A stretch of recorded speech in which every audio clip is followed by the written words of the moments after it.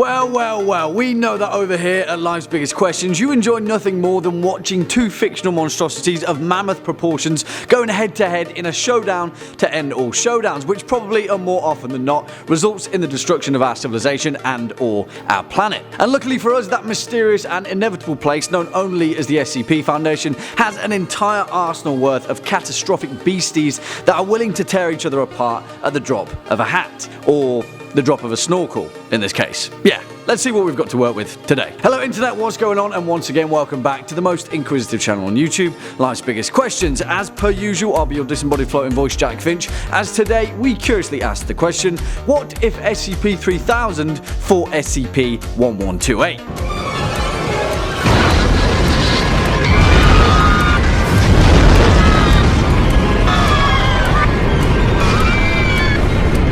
For the curious amongst you, that incredibly over-the-top clip was from 2009's Mega Shark vs Giant Octopus, because let's face it, that sensational cinematic depiction is probably going to be the closest we'll ever come to the ridiculous destruction that these two particular leviathans would enact on our oceans, and in all likelihood, the rest of the planet too. Because in this respect, a giant shark leaping out of the ocean and taking a bite out of a commercial airliner is nothing compared to the anomalous devastation these guys could cause. But despite that, and despite correctly assuming that two leviathans of the sea tearing each other apart would be as catastrophic as it sounds, there's actually a little more to these two creatures than we may have first thought. So let's see what all the fuss is about. For those of you that haven't yet seen our particular LBQ on these two anomalous creatures of the Foundation, now would be high time to, but for those of you that haven't, we'll take a brief glimpse at what they've both got in store for us today, and more importantly, what they've both got in common. As the record states, SCP-3000 is a massive aquatic serpentine entity that strongly resembles a giant moray eel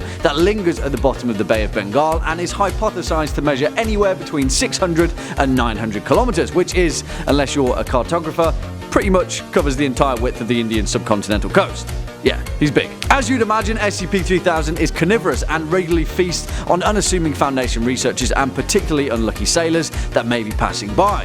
The thing is though, what sets SCP-3000 apart is that after feasting, it excretes a thin layer of viscous dark grey substance from its skin, classified by the Foundation as Y909, which is the primary ingredient and one of the Foundation's most important operational technologies, amnestics. And for those of you that don't know what amnestics are, essentially they're an aerosol chemical composition that, when applied to an individual, wipes their memory, often protecting them from certain anomalous hazards. SCP-3000 is of critical importance as it is essentially the cow that the Foundation milks on a daily basis. And here's where things get interesting, because waiting in the wings of this battle is perhaps the aquatic antithesis to SCP-3000, SCP-1128. As the record also states, 1128 is also a massive aquatic predator, perhaps of a size comparable to SCP-3000, but the truth of the matter is, we may never truly know, and that's because of one particular trick that this leviathan of the sea has up its sleeve. It's one of the most deadly and effective cognito hazards in the whole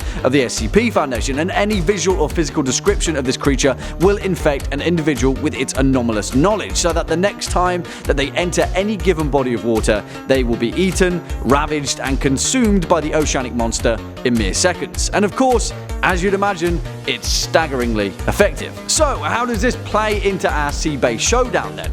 On the one hand, we have the anomalous source of pretty much all amnestics and one of the most valuable Thormial class resources in the Foundation's sphere of influence, and on the other hand, we have one of the most critical reasons to administer those amnestics, given the fact that it's the only remedy to the certain death mechanics of SCP-1128. And here is where things get a little difficult, and it requires us to make a few assumptions on the aquatic predator, where we have to focus on the only non-lethal description of the creature to give us a sense of its scale, which is massive. In this encounter, size will definitely count for at least something, and it's safe to say that SCP-3000 clearly has the advantage from the off, given the fact it covers nearly the whole width of the Bay of Bengal with its serpentine body, perhaps even more. But anatomy plays a much more key role in the effectiveness of this sea creature, and maybe even to its advantage in this case. Moray eels, if you didn't know, are frighteningly efficient predators, and despite the relatively docile description of SCP-3000, its species, anomalous version or not, strike with incredible power and strength and can often take down most species of sharks, as well as octopuses and squids, lunging at them from the murky shadows of the ocean bed and feasting on them, often making them the apex predators of their ecosystem. Also, here's a nightmare-inducing fact for you. Moray eels also have 2 sets of jaws, and the extra set, known as the pharyngeal jaws, are positioned at the back of the throat, and they shoot out like that extra appendage of the xenomorph from Alien to feast on their prey. Yeah.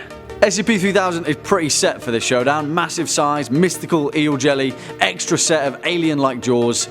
He's pretty comfortable. And what does SCP-1128 have? Well, this is where we'll paradoxically answer this question and take a few fictional liberties with the aquatic bout. You see, all we know from available Foundation material is that 1128 is absolutely massive. It has horrifying rows of teeth, and it's physically capable of swallowing a whole whale. That doesn't exactly give us the clearest of pictures, but its teeth do tell us one thing. It's not a squid or an octopus. Those guys have beaks, so its potential tentacle advantage is already out the window. In all likelihood, SCP-1128 is some form of gigantic shark, perhaps even some sort of huge barracuda, which coincidentally are one of the few known predators to the moray eel, and all of a sudden this battle instantly becomes much more interesting. Even despite SCP-3000's size, with a creature as vicious and dentally capable as SCP-1128, it could attack it at any point of its 900-kilometer body and inflict some incredible damage before 3000 even had a chance to reposition its head